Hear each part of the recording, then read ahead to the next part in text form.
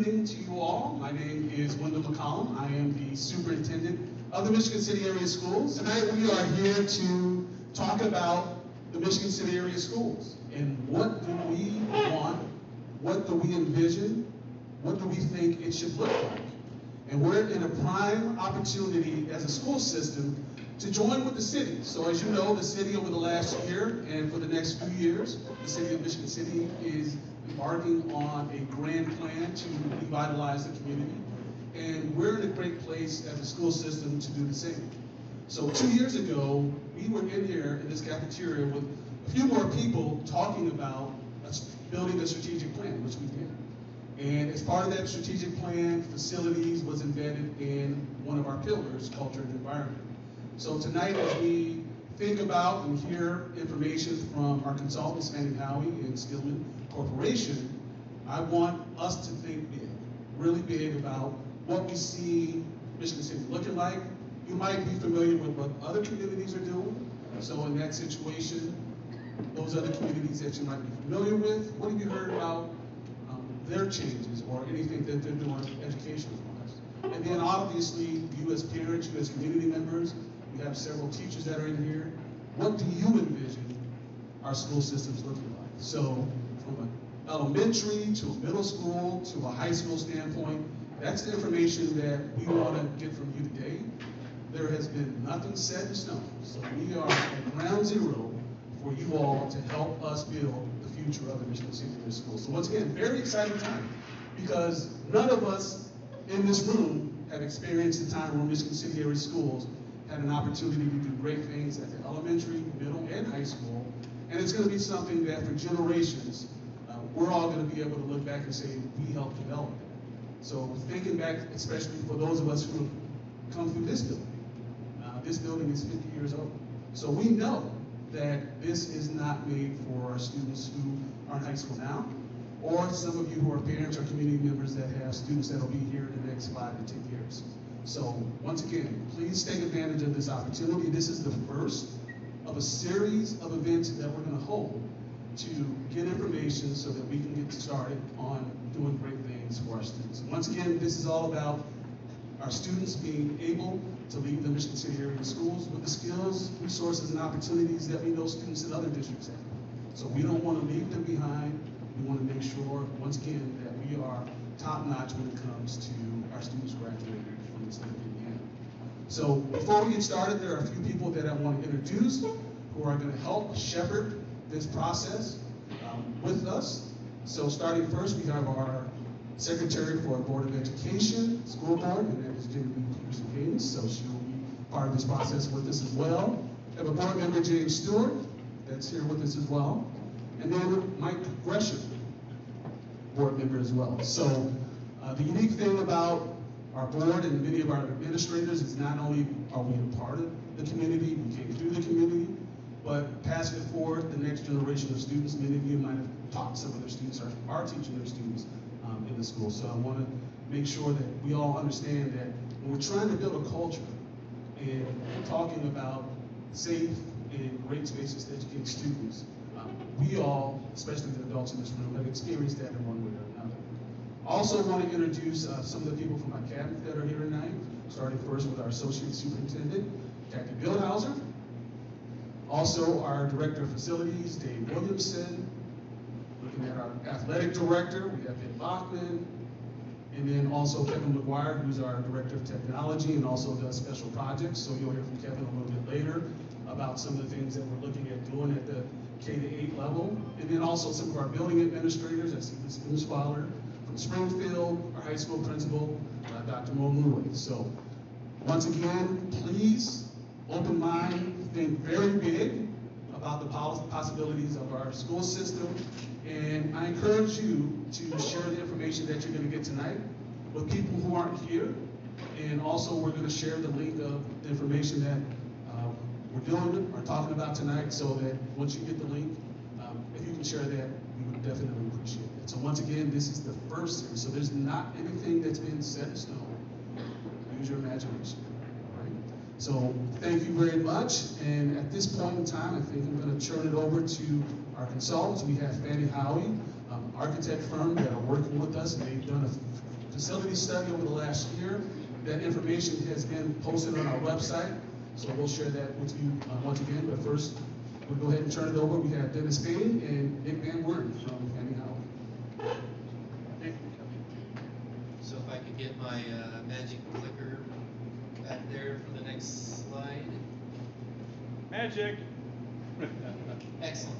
So this is our agenda tonight. Hopefully in the next hour we can work through this. We're going to talk obviously introductions, and you'll know about the design team and the construction team here in a second.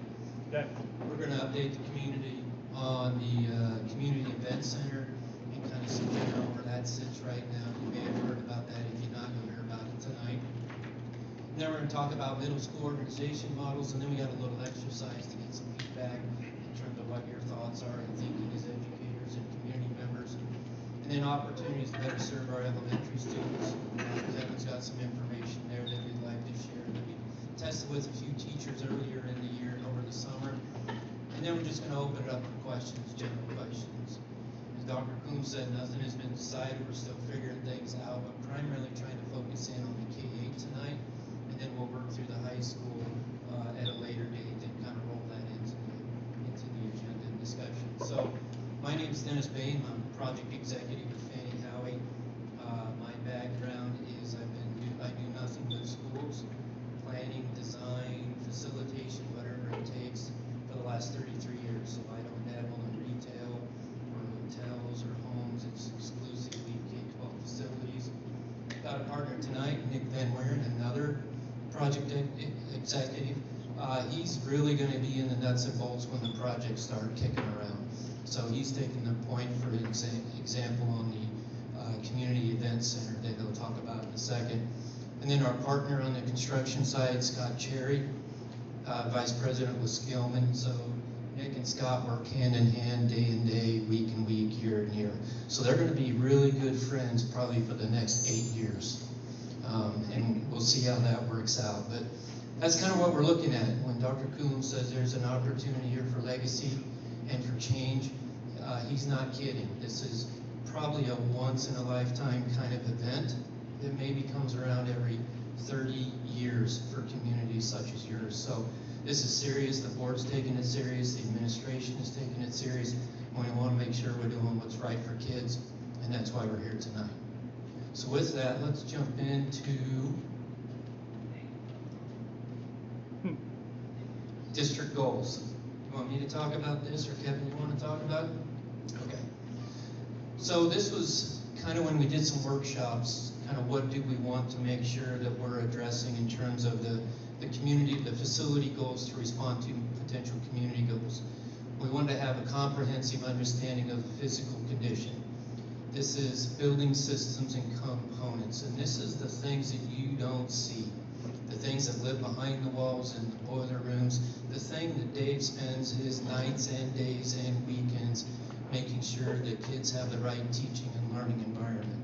That the fresh air is there, that the heat is there, the CO2 is low, all those things that impact the kid's brain to absorb and learn what you're telling them.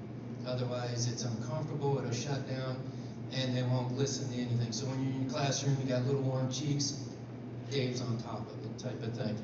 And Nick and his team spent an enormous amount of time crawling around in those shadows and those bowels of your buildings for months, trying to figure out exactly, okay, what's broke and maybe needs fixed, and what might break and gonna need fixed. Because those are things that we need to address sooner or later and build into the budget and the concepts. Modernize traditional learning environments. There's a great opportunity and a movement that most of the educators understand, going from the lecture to the project-based, and kind of going from you either go to college or you go to workforce development. Well, now it's an and so that's kind of the structure, and needing facilities that were built 30 plus years ago need to transform into facilities that can support that type of teaching and learning.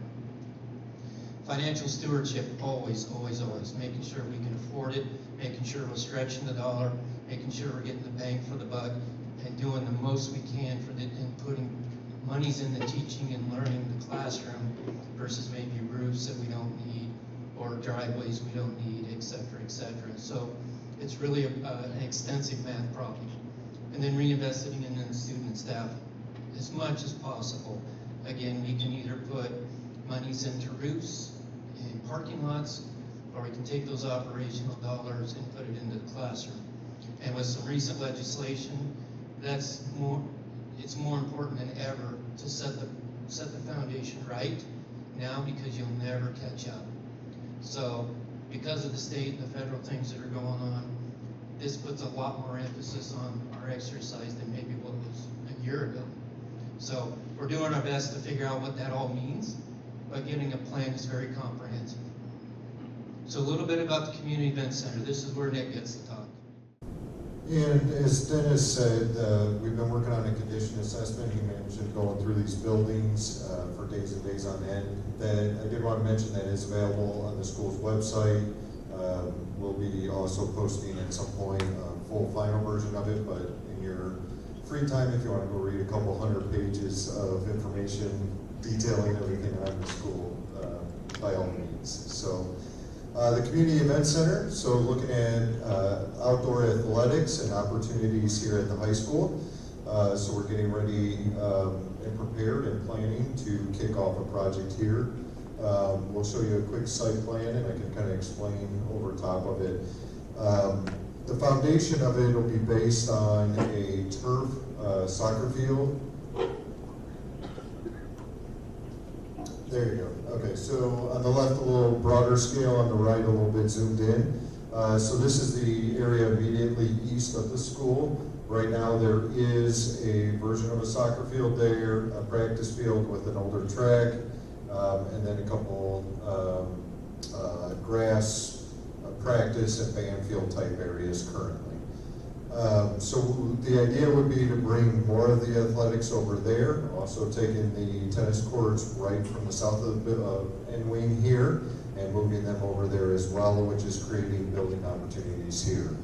So working with everything east of the drive, next to us we would take and create a soccer stadium that would also be used as a community event center, so lots of different things academically, from a school's point of view and usage for PE, athletics during the day, but then also being a turf field, this would give you an extended use of it for football, for soccer, for other sports activities, and especially for track as well. So right now, for instance, a lot of the natural grass areas and fields are holding a lot of water, so it lessens the extent that those fields can be used.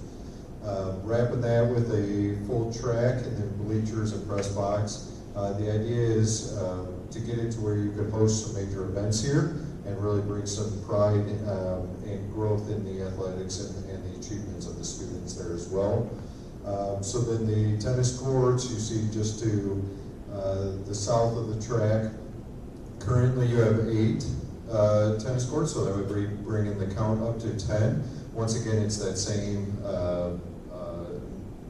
avenue in mind of hosting events.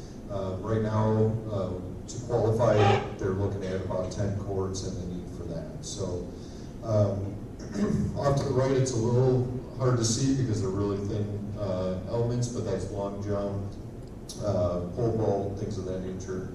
And then ultimately on the south side of all this, before we get to the far current practice fields and band fields, we're going to put in retention pond.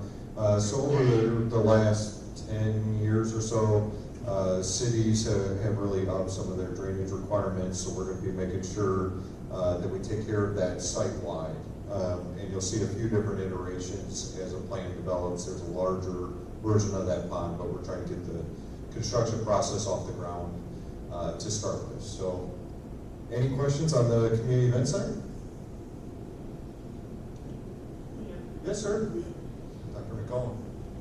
So to highlight this opportunity for our students and really for our community, because for those of you who have a student or family members who play sports, you know that generally the high school is the hub for those communities, especially the communities that we compete against, not only for athletics, but for our students. So having an opportunity to put a field in place where all of our students, not just the students here at the high school, but if you once again go to those neighborhoods or those communities on the weekends, you will see all of their students, K to 12, using those facilities. So this is part of the bonding project that we approved last year. So this is truly the first phase, more of an appetizer. It's not the meal, that's what we're talking about here. But this is part of the first phasing of us bonding, which is, as we like to say, tax neutral to you. So this is not us asking you to raise any funds or do more. We are continuing with the same tax rate and bonding capacity that we had. So that's what this is part of, and there was some other work that we've done with that bond, and that was from last year. So for people who have questions about why are we doing this or why are we doing that, that is what we are all here. So the big piece, not just one building, not just at the high school in terms of the internal workings, the meat and potatoes, the educational and curriculum spaces that our teachers hold and that the majority of our students are in. That is the process that we're going to go through over these next several years. So wanted to clarify that, but once again, this we're expecting that we'll be ready for the fall of 27 or 26. So wanted to clarify that as well. So once again, any questions regarding this process? Yes. Yes.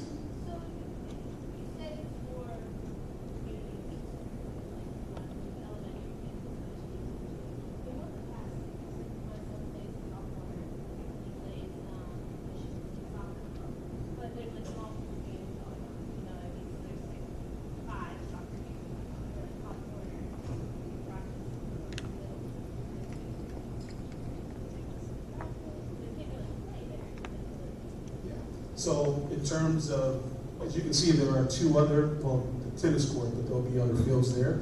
So there's a potential for them to do, I envision more camps and clinics being held there, not necessarily competitions. And this is our athletic director shaking his head. But some of the other sports that we do have online that could take advantage of that space, we do have a girls flag football team, and that's something that could potentially be expanded to our lower grades, and then also other sports that are coming online in our region, like lacrosse or smaller sports like that. So that is a multi-purpose field. So once again, soccer, game field, but then also that track. So giving us an opportunity just to have more space and activities because of the way the field is set up now, which is grass. So there's a lot of times where our students can't use it while they're in season because the field is waterlogged. So to have an opportunity to have a state-of-the-art stadium, and then also having students from, as I mentioned before, other grade levels being able to take advantage of it. And the same thing with the tennis court, because right now the tennis court is 9 lights, and it's only 8 courts. So to host a sectional or any type of IHSA tournament, we need 10 courts and we need lights. So this provides us with that opportunity. And you also mentioned marching band. Yes. Absolutely. So it's not just I should either mic when you ask the question. One of the things, by having a turf field, Need the mic. it allows By having a turf field, it does allow for it to be a multi-purpose facility. So obviously it benefits the classroom where PE students can get out there during the day. It's going to help your soccer program. It's going to help flag football. It's going to help the marching band that has now access to a dry field when the grass fields are wet. Baseball and softball would be able to get out there on days where their fields are too wet, too muddy to be able to use. And it provides essentially, I want to say 24, not that we're going to have access 24/7, but it's available as soon as one group gets off, the next group can go on. And with the natural grass field, you can't have that much wear and tear. So it will be a great addition. By adding the additional tennis courts too, it allows us to actually potentially pick up ISTA programming during the summer to help build our youth programs throughout the community with tennis. All right. Any other questions?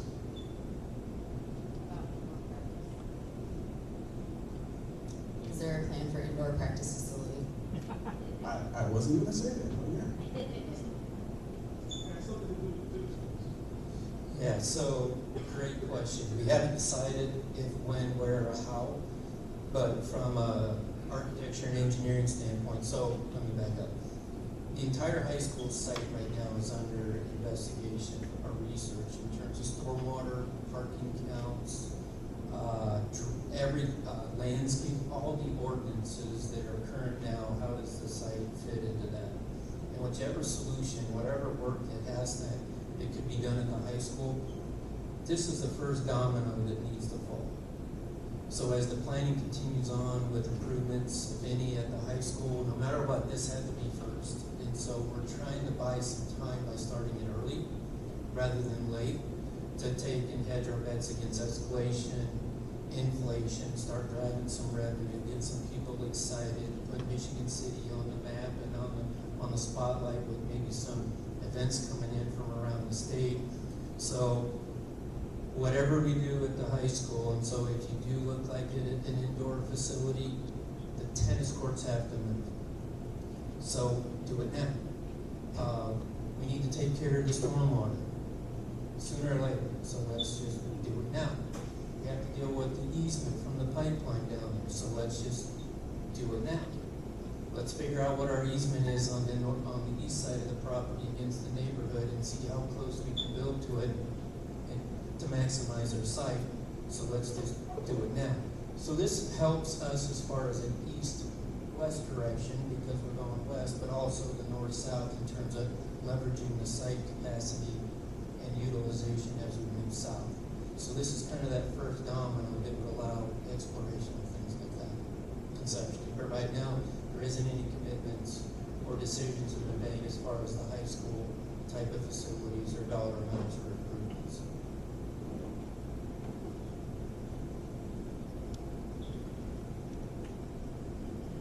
Middle school organization, I think I hand the mic over to my clicker.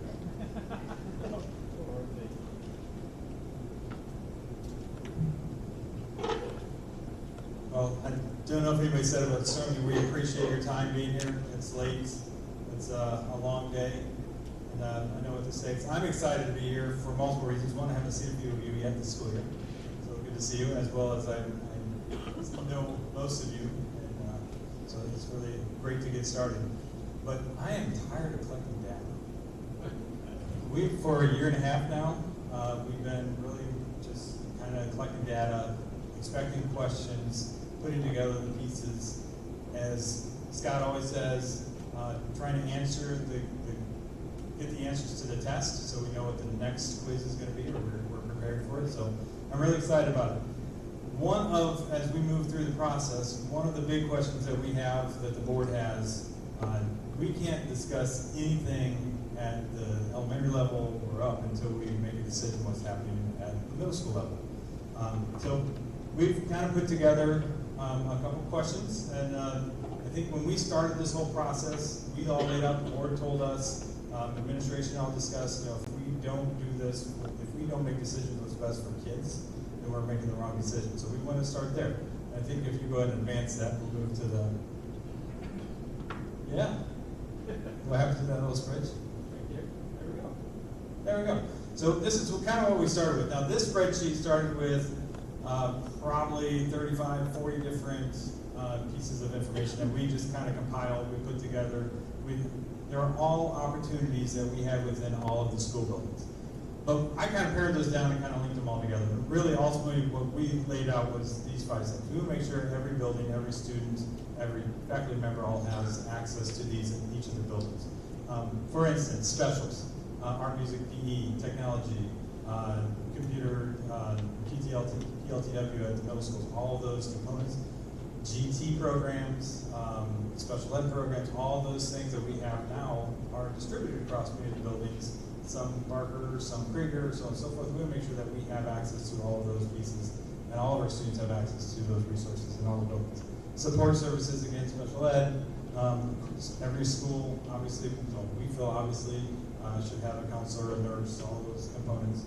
And then, of course, the student support. So we want to look at the entire facility and what needs to be offered at each of those locations, K through 8. So instead of looking at this as an individual, first, second, third grade, we want to look at that across the board. So every student at those grade levels have access to those services. it's easy at the high school, right? We all can imagine what the high school has. There's 1,500 kids in the high school, so it's a lot easier to do that at the high school level. We want to make sure that we have access and those services available for all those students throughout the district. So with that, I think I'm going to hand it back to Dennis for a little activity. I think we have some questions. The hope here is that we need feedback. The board needs answers, Dennis needs answers. It's more data, but I guess that's what we got to do. But ultimately, this is that first step to start answering those questions of what does the community want, what does the district look like as we move forward as a K-12, pre-K-12 education institute.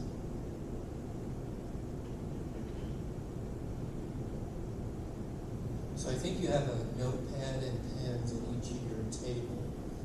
So if you can put your hat on as far as K-8, what would be your expectations from a K-8 in terms of resources, maybe additional staffing, either grade configuration, anything that you might think about that would be beneficial to kids, that would be an idea for change as we move forward and set things up for the next couple of generations or the next 30 years. So it's really kind of an open conversation amongst your table. We'd ask that somebody take the notes, as we're going to ask at the end of the exercise here, 10 or 15 minutes for each table to share their ideas and their thoughts and see if we can have then a brief discussion or maybe even some clarification on some of the statements, just so we understand the interpretation of what we think. Is that fair enough? So it's really kind of a general, here's what I think needs to happen K-8 wise. And everything is on the table.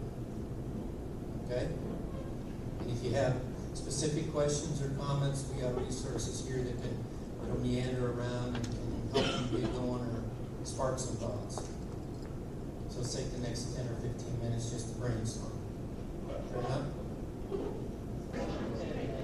We're going to pull everybody back together. Is there any particular very talkative tables that I want to share out first?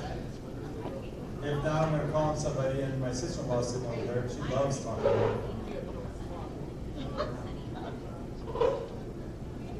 All right, we're going to start up here. Perfect. I'm going to give it to Mark. Okay, this might be an unpopular opinion, so don't throw like tomatoes at me, but I'm going to say we, but I definitely think that 6th grade should go to the middle school if it's possible. And we even said we were okay with 5th grade joining with them if it meant for facility purposes it needed to be. After teaching 6th grade, I definitely see the benefits. They need different teachers, different classes, different students to get up and use a passing period. But we also talked about the program additions that would come with that. Right now they're on an elementary schedule of curriculum and everyone's getting the same thing. You get gym only one day a week, music one day. It would come with those electives, science and social studies daily or on a block schedule every other day. So it would give them more variety, and by 6th grade the gap can be unfortunately very big. And so they're struggling with the same couple of subjects all day, and they may find success in gym, band, music, science, social studies, and interest that sparks them where they're still getting reading and writing, but where it connects with them more. And we talked about possibly that could bring about a different handbook then for 5th and 6th grade, because kindergartners' consequences shouldn't really be the exact same as 5th and 6th graders, and while they're in an elementary building, it's kind of the same. And we really got kind of stuck on that and didn't move any further, but it did have great discussion with it. Thank you very much for going first. So like any daytime television host would do, I like the rebuttal at the next table.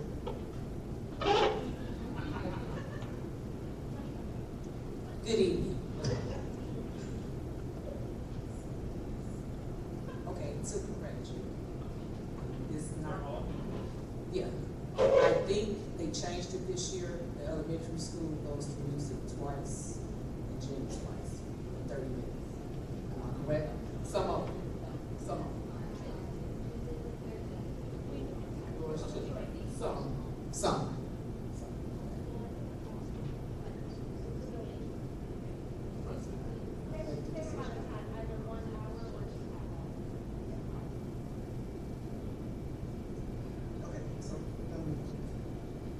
table, well, first, piggyback a little bit on what she said. I feel, and this is personal, sixth grade goals program, sixth graders should not, I really, be at Barker or Creek. Sixth grade goals. Metal detectors.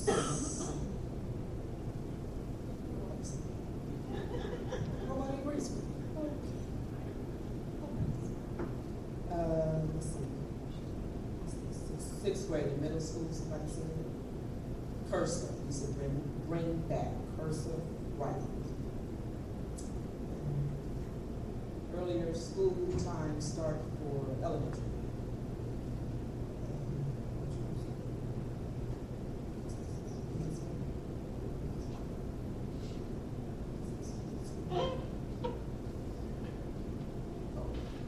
Oh, an alternate school for BSE, like one school for the BSE. One school, okay. I know another district did have that. Field trips, I'm sorry. I'm trying here. Says eighth graders should have more field trips. I'll take that. We're just gonna slide it on down to the next table. I know Kathy would love to speak.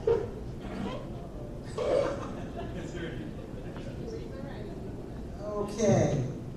Well, we think there needs to be a greater need for more before school care. We have after school care in all the schools with Safe Harbor and Boys and Girls are available. But there's some schools that do not have before school care, which would really help those kids. Because either they're late, because somebody couldn't get them there, or they don't come if that parent can't have them there.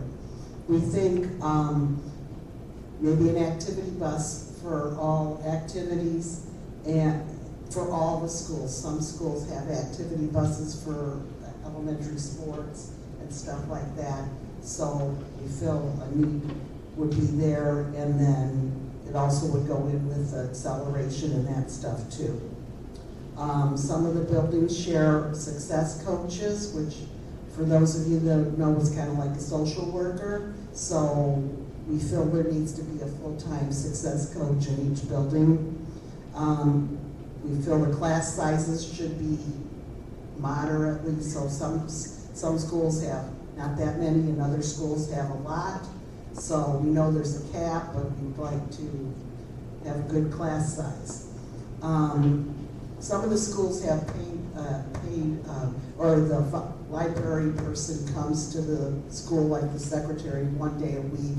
Some schools are fortunate and have a volunteer that does it every week, or volunteers their time, but not every school has that. So we feel like somebody should be in the library every day at your school. Okay, breakfast. What was with breakfast? Did you read those? I can't. Oh, yes. Bring back like the person, like when we had like someone did breakfast and then they came back and did lunch duty, so that our IAs can spend more time with the children and giving them instructions instead of, they work a little bit with kids, they gotta do lunch for an hour and a half, then go back. It's a lot of running around for the IAs and that. All right. Possibly free preschool in all the elementaries for those who qualify. We had that years ago, and we think that's a great start to get the kids off to kindergarten, because a lot of families, we have Little Wolves, but I know there's vouchers and stuff, but not everybody can still afford that. And we think sixth grade should go to the middle school. Maybe a concept of K to 4, 5 and 6, 7 and 8. Someone said, or that, someone also put K to 5, and then they did 6 and 7 at middle school, and then 1 year they were at Elston for the whole thing, and then they went to the high school. And also on the GT program, the high ability program, maybe offer that at every school, and then the siblings can be in the same school and they don't have to travel. We'd like to see in-house support behavioral, OT and speech. Bring back the in-house custodians, and we're looking at trying to have better attendance and maybe have the community outreach somehow to get the people to register and do all that stuff. And an incentive to keep staff and support staff in the building and not so much turnover for staff. Look over her shoulder and see her list too. I should mention, please don't destroy your notes unless you don't want to share them, but we will collect these and we'll try to do some sort of data collection again for the board. Anybody at this table want to share out? Anything you want to add?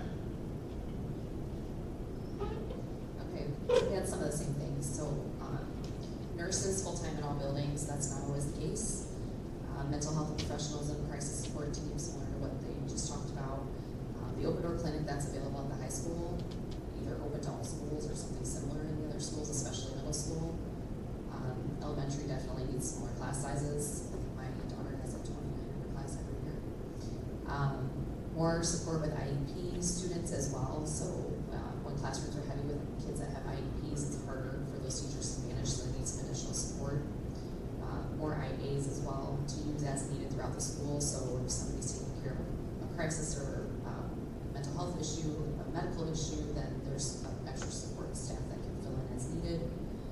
We also talked about K through 5 elementary and either putting 6th with 7th and 8th, or even I've seen in Indy where my nephew goes, they have a 6th grade academy, so 6th graders just all go to one building together. And then also making sure that specials happen at all schools and they have dedicated teachers to make that happen.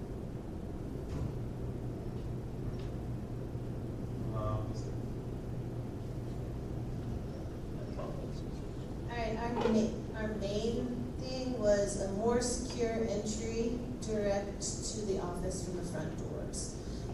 The elementary schools, I know at Knapp and Cool Spring, when you walk in, you go through the door and then the hallways go to the left or right, and you have to get buzzed in, but there's nobody there, like, if you really wanted to go running down the hallway and do whatever. Yeah, you should be locked in. I know different schools do that, like straight to the office, and then the office buzzes you into the actual school. We did HVAC balance. I know when my son, a few years ago, when it was really hot when we started school, the kids dressed appropriately. It was hot, and his teacher sent home a message that said, please send hoodies, because all of the air conditioning went into their classroom, so it was cold. So it was odd, because it was really hot and he had to dress warm, and kind of the same thing in the winters. Some of the classes were really hot when it was cold outside. It's hard to get kids to put their coats on and stuff to go out when it's so hot inside. Update all playgrounds. I know the playground at Knapp is really nice, it's all inclusive, but they still have metal slides at Cool Springs, so it's not very safe for the kids. In general, I think all the elementary school facilities need updated. The carpet is bad, it's musty, it smells from like leaks and stuff, and then the walls, you can see where it's leaked. The bathrooms don't work appropriately, the water, you gotta like hold it to keep it on, it's hard to wash your hands and hold the water on, safety reasons. Painting it, just make it more appealing to the kids, like an educationally enriched environment. It makes it happier, it's a place they go most of the day, so just make it not feel, scary, And then we like the metal detectors. I like cursive writing because kids have to sign stuff and they can't read. I mean, I was at an event this summer, a kid graduated high school and we were writing in his little book. And my mom wrote in it, she's 70 years old, and he couldn't read it because it was cursive writing. So it's crazy to me that they can't read it. And then we said, we agreed, elementary school K through 5, and then middle school 6 through 8. So anything you guys like? Admin table, you guys have anything you want to add? You two back there, you want to come over? Anybody? Full table, you're gonna split in half? All right, there you go. We spent a lot of time talking about the 6th grade needing to move out of the elementary. Where it goes, it can either be a K-5, 6, 8, or we also spoke about a K-4 with a 5, 6, 7, 8 building together. I do not like the idea of breaking it too many times, like a K-4, 5, 6, 7, 8, 9 through 12, but if there was a campus where 5 through 8 was there, and you had kind of a split, whether top, bottom, side to side, but same building. That being for the reason of when you learn the secretary and you learn the principal and you learn all the teachers, it gives you that sense of home, sense of belonging, sense of comfort that you're there for a few years, as opposed to just a little short time in each building.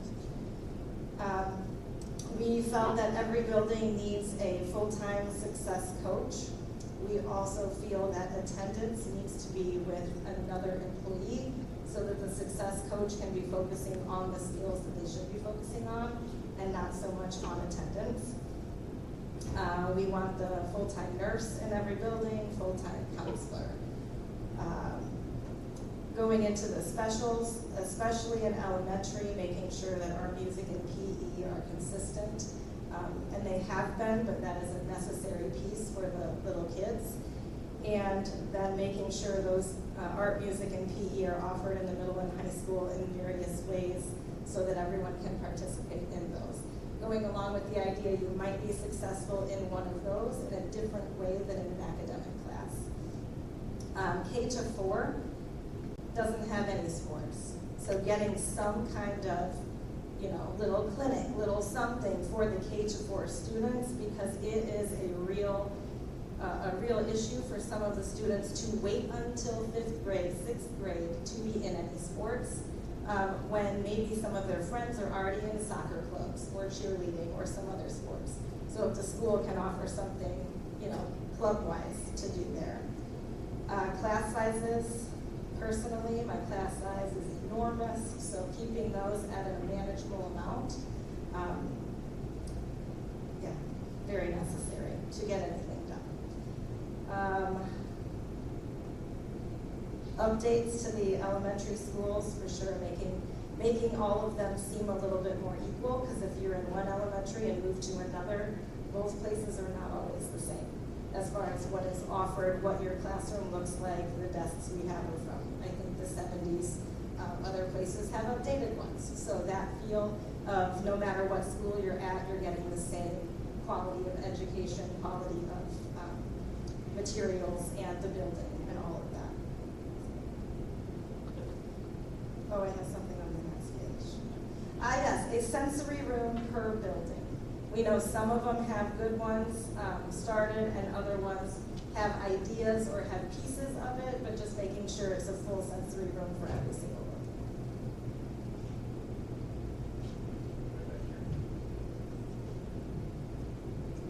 Okay, we have education requirements. Yes, the state has the requirements, but just pushing a little bit harder. Extracurricular activities, which kind of ties in with that sense of community, just making the whole community feel as one in this group. We also had school lunches, so according to my children, they don't have much time to eat, and the type of nutrition that they're getting. Well, thank you all for sharing. I do have to say you all sound so much better than Dennis in the microphone. Also, being respectful for your time, and I blame Dennis because we are running a little late, but we do have one other question that is really the main point now that we've got you all warmed up and in discussion mode. We do have another question we want to ask and try to get some more documentation, so be maybe a little bit more clear with these notes and how you want to lay them out. But really, it's the pros and cons. We want to hear from you now that you heard about the discussion, what you want to see in all the buildings, specifically pros and cons on either a 5-8 building or a 6-8 building. So you all spoke, or many of you spoke to whether you liked the 5th and going with 6 or 6 in the middle school. We want to hear also the pros and cons of each of those and some things from your perspective of what you see, either problems with the 5-8 or problems with the 6-8 or the pros of each of them. Yes, Jane?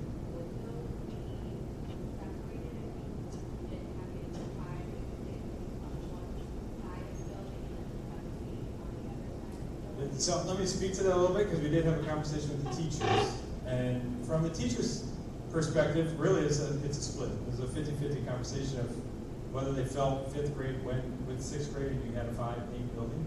But during that conversation, what we did come out is the same questions, concerns you have with the kindergarten being with the sixth grader, we have the same concerns and questions with the fifth grader being with an eighth grader.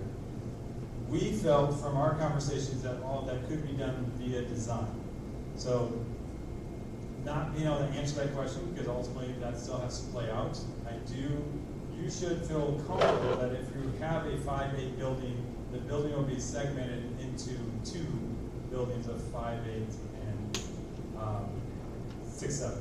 Now that's not to say that the board, or as we continue these conversations over the next few weeks, months, decide to do a 5th and 6th building and a 7th, 8th building, but that, as we shake that down, if it's one building, you should be fairly confident that it's going to be segmented into 2 separate buildings.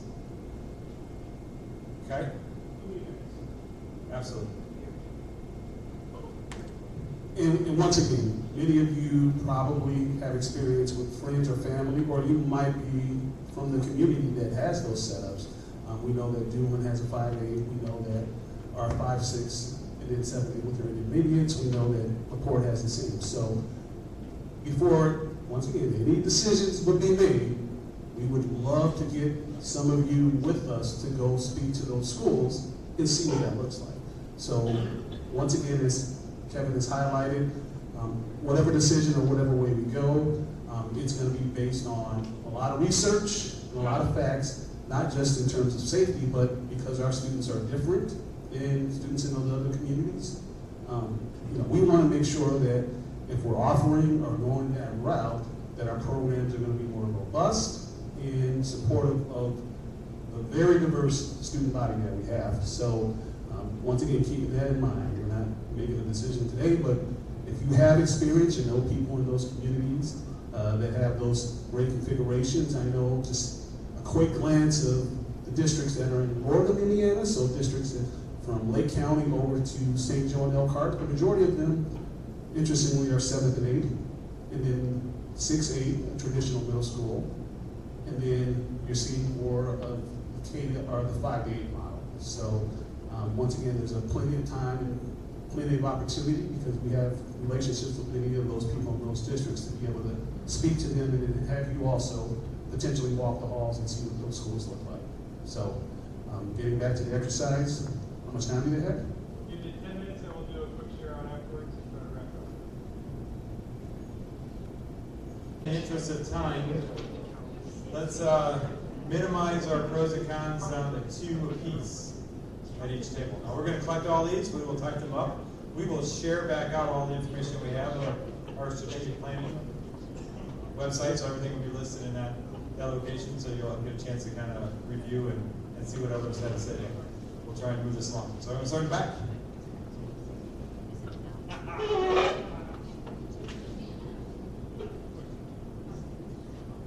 So some of the pros and cons that we talked about were,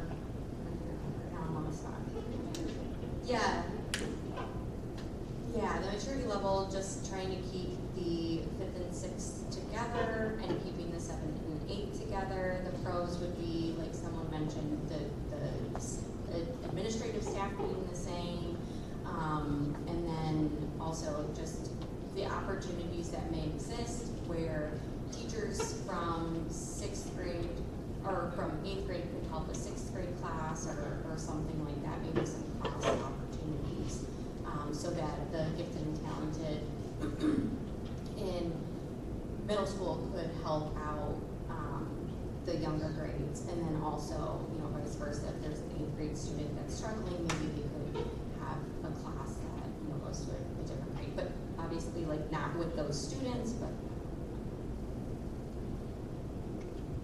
Thank you.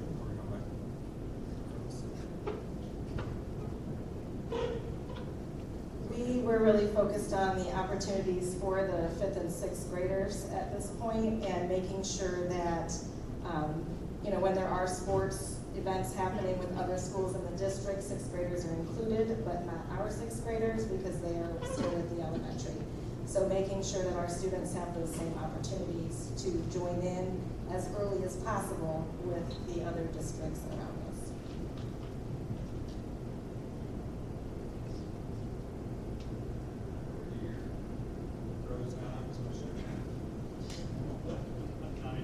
We'll be fast. Maturity-wise, we said the same thing. Like I just think fifth grade isn't really mature enough to move. I mean, those kids are like 10, so it's okay if they're kind of with elementary. But 6, definitely, I like your point about sports, so they can start. And then the other thing we talked about was if we move 6th grade out and then kind of combine some of the elementary schools, we need to think about looking at longer bus times for kids that have to travel. When we put them in different schools, they might not necessarily be as close, their school might not be as close to their home, so that might go into like the different start times and stuff for school.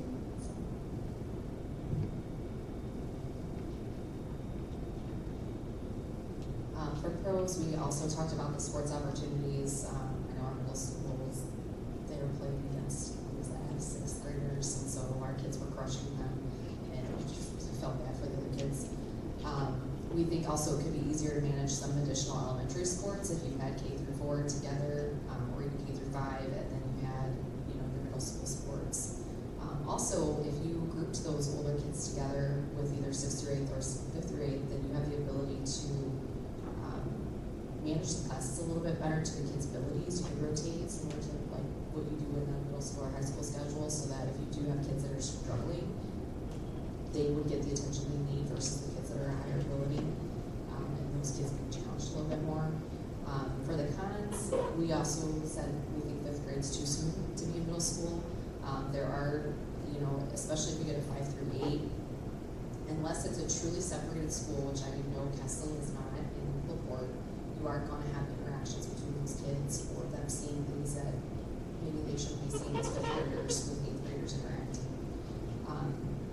Also, lack of recess, really for any age, but definitely, like, our middle schools don't really have recess. They can go outside and stand around. I know at Parker, but they really need that time to get up and move around, even if it's just like a lunchtime out for 20 minutes type thing, so they can move around and get some activity.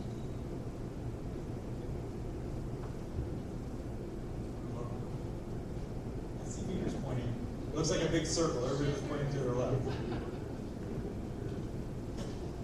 Our pros list, we talked about like the 5th and 6th and 7th and 8th being together but segmented.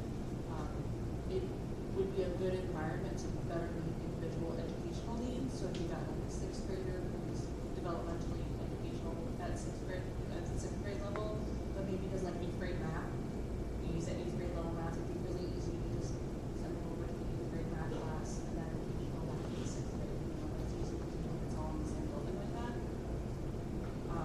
Our cons list, we also talked about the 5th and 6th graders, they have a different recess than 7th and 8th graders, you know, and just the big age gaps that would subject kids to being unplugged together. It's kind of like the same one now, but just you know, talk about the difference in age, like they're even more confined than us.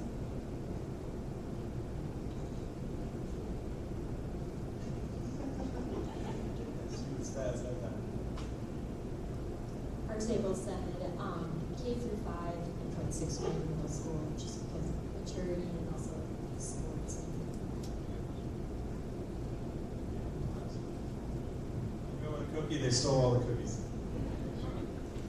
We said a lot of the same things. The pros would be the different program options that come with having, you know, 9 class periods.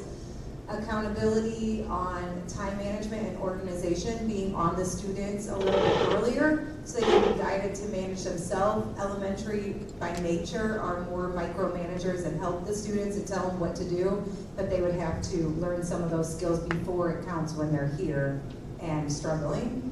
The passing periods would help with movement, socializing, but we also said most 5th and 6th graders do have their periods, and it's very embarrassing at a time to try to take your class bathroom break and, you know, you have feminine issues, so they would have some more privacy. With the middle schools having an ELA lab, they can be more grouped effectively for a class period every single day, which is hard to do in elementary school, even though we do group them, but they're getting it from a teacher every single day on what they need, and they would have more time for lunch. The cons would be the recess, we did talk about that, losing out on it, and that really the attendance accountability kind of lessens with middle school because there's all different teachers, and in elementary, usually that teacher's kind of hounding them in a nice way, why weren't you here? And there's just that relationship with the one person, so focusing on attendance and not losing the kids. Great. So with that, a little housekeeping.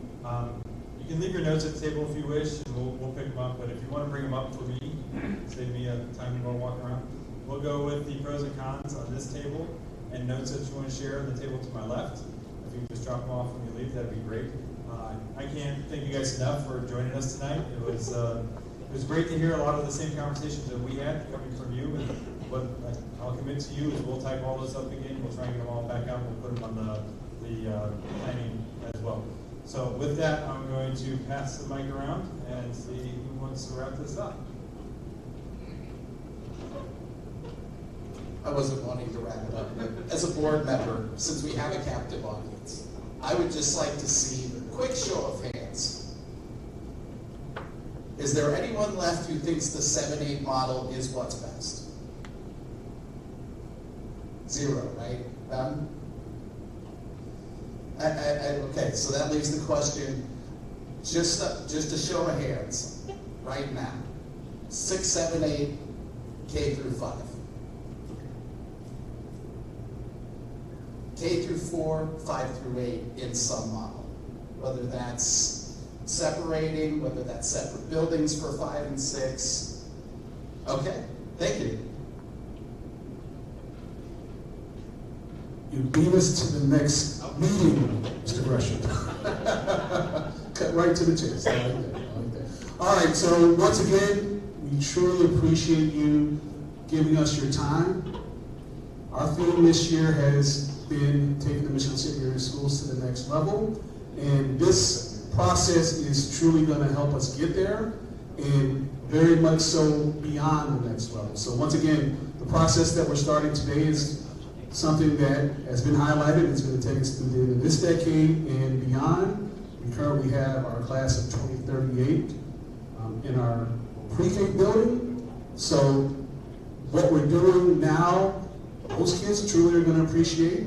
I know all of us, or one of us, or some of us can tell stories about how when you were a student in Michigan City, you were in a newer building. Maybe, I know I was somewhat in a newer building, and I know as I'm looking at Dave right there, he might be the person who was actually in Rogers when it was sort of newer. So it's good for us to, once again, think big and have our students in something that's new, something that anyone in the community can be proud of. You drive around, once again, other communities, and you say, wow, look at what they have, look at what their students have. Why can't our students have that? So this is the opportunity right now for us to be able to do that. So once again, thank you for providing us with your input. As we move through these meetings over the next couple of months, please invite others to be involved. And like I said, when we do have the opportunity to go and speak to other districts, I would more than be happy to load a bus up and take us there. Because I know many of those districts are more than willing to open their doors to us so that we can better educate our students here in Michigan City. So once again, thank you very much, and have a great night.